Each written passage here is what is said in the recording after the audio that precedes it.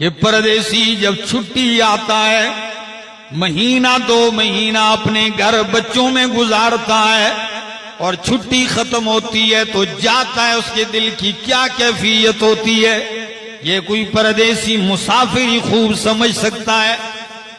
मैं एक दफा उम्रे के लिए जा रहा था तो मेरी साथ वाली सीट पे एक बंदा बैठा हुआ है, बिल्कुल आंखें उसकी सुर्ख हैं, बात वो करता नहीं है।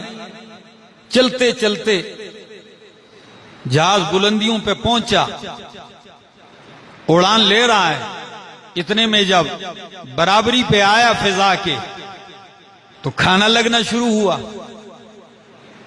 मैंने टेबल खोली, उसकी टेबल उसी तरह बंद है, मैं टेबल नहीं खोली। खातून आई, खाना देते जा रही है सबको, इसकी टेबल इसने नहीं खोली तो उसने खोल के नीचे कर दी, ने फिर ऊपर कर दी। कहने लगी आप खाना नहीं खाते, सरेला नहीं खाते। मैं कहा इसने टिकट तो दी है, खाता क्यों नहीं है? लेकिन मैंने जब उसकी तरफ देखा तो उसका चेहरा एक इंतहाई गम में डूबा हुआ है। तो मैंने उसको सलाम किया, तारुफ करवाया, मुझसे मिला। मैंने कहा आप खाना क्यों नहीं खाते? कहने लगा हलक से नहीं उतर रहा। मैंने कहा भाई खा लो। कहता है, मैंने कहा क्यों इतने? कहता है छुट्टी आया था, 2-3 महीने बेटा है छोटा, वो इतना मानूस हो गया कि मैं आम दिनों में भी छुप कर उससे घर से निकलता था। आज सुबह सवेरे मैं निकला हूं, उसको सोया हुआ छोड़ के आया हूं, उसको जगाया नहीं है। तो वो घर पे बिस्तर पे सोया हुआ मैं उसको छोड़ के आया हूं। इस वक्त रो रहा हूं कि उठा होगा तो उसने पूरा घर सर पे उठाया हो। तो उसकी बातों से मेरा भी दिल नर्म हुआ। मैंने उसको तसल्ली दी। मैंने कहा अल्लाह आपकी रोजी में बरकतें डाले। ये मैं एक पसे मंजर बयान करता हूं कि मुसाफिर की क्या हालत होती। हालांकि बच्चे को वीराने में वो नहीं छोड़ के गया, मां बाप, उसका बाप यानी दादा मौजूद है घर में, भाई मौजूद हैं, अपने खानदान में छोड़ के जा रहा है। उसके दिल की क्या हालत है तो अल्लाह के खलील के दिल पे क्या गुजरी होगी, जहां जिंदगी का कोई आसार नहीं है और बाल सफेद हो चुके हैं, बुढ़ापे का बेटा है। 99-96 साल की उम्र में मांग मांग के अल्लाह से अल्लाह ने दिया और इस वीराने में छोड़ के जा रहे हैं, तो उनके दिल की क्या कैफियत होगी।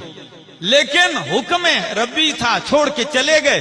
जैसे ही बे बच्चों और बीवी के बीच में पहाड़ हायल हुआ, पहले तो देखते देखते जा रहे हैं ना, जब बीच में रुकावट आई, पहाड़ की ओट आई, फौरन इल्तिजा शुरू कर दी।